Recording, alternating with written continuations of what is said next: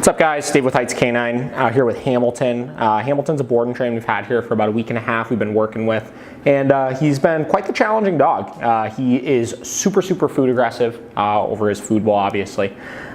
He's really dog reactive, stuff like that. He's just a lot of hurdles we've had to overcome with him. One of the things we're working on right now is his feeding. We have a pretty good approach going into this. He was very, you know, just weird initially about the food. If you'd go near him, he'd go after your feet. If you had an object, he'd be trying to bite it, and he got pretty nasty over it, actually. So what we're doing is we're taking an approach of feeding him while using a broom, actually, in order to kind of simulate like a hand going near him or something like that.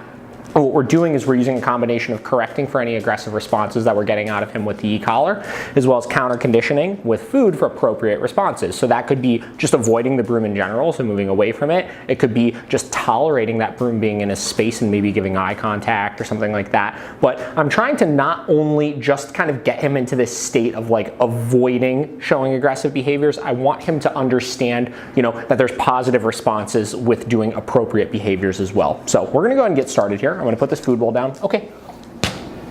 We're gonna let him start eating there. And then what I'm gonna do is I'm gonna walk around back here. I'm gonna grab my broom. And then what I'm gonna do is I'm just gonna move this closely to him, right around the food bowl. And if he moves away, yes. I'll mark with a yes, and I'm gonna go ahead and reward for that. Okay. Then I'll let him go right back to the food, and I'm gonna walk away. Now, the big thing with food aggressive dogs is I don't want to become naggy with them. I don't want to have to do this like every 4 seconds, because that's just going to piss them off and keep them in this cycle of feeling like they need to guard the food. I just want to show that when this comes in, that he doesn't care so much about it, even if it moves nice and close like that. Yes. I'll mark, and then I'll reward.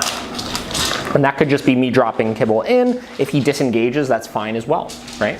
Same deal, I'll give him a second, then I'll come up, and I'm actually gonna stick this right in the bowl like that. Right over top of it. He's trying to get around it. Yes, good job. And he goes back to the bowl, that's fine. I'll just throw some kibble in there for him.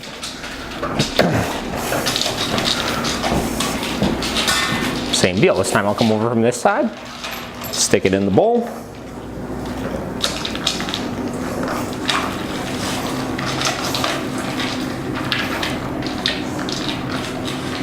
Yes, no problem. Again, if he keeps eating, that's fine. My criteria right now is just that he doesn't act aggressively, right?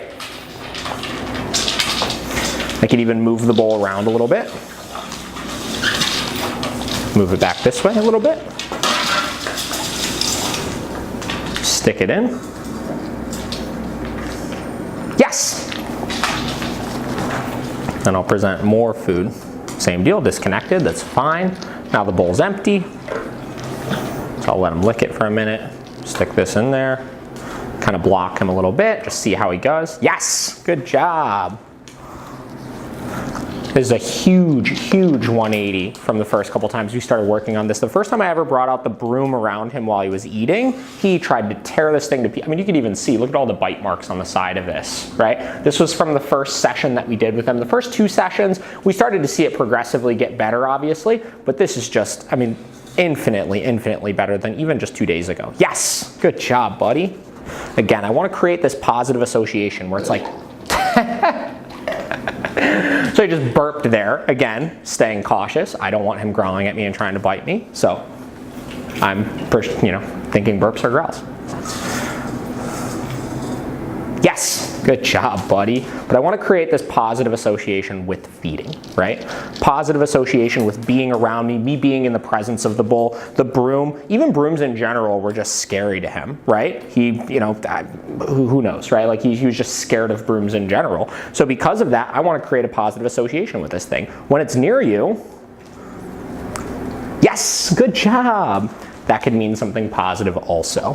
But again, this is only after we've corrected for the inappropriate behavior. So if he were to try and growl and bite this, or whatever it may be, I would be marking with a no and giving a correction on the e-collar, and it would be a significantly higher level correction, right? I want to be able to inhibit this behavior properly, and then the food only came in after he had stopped trying to attack the broom. So that's counter conditioning, right?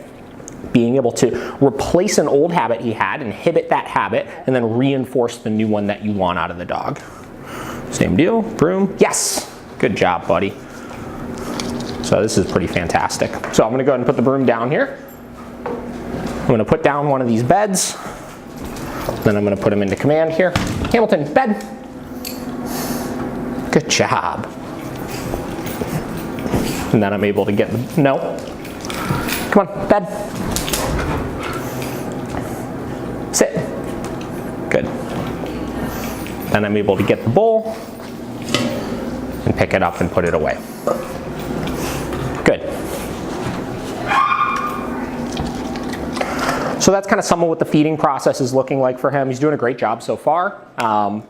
So we're gonna kind of keep on that track with him, and I'll keep trying to kind of gather more content as he gets more and more comfortable with it. I do have some before videos of him with the feeding process that I'll share as well, but he's doing really fantastic so far.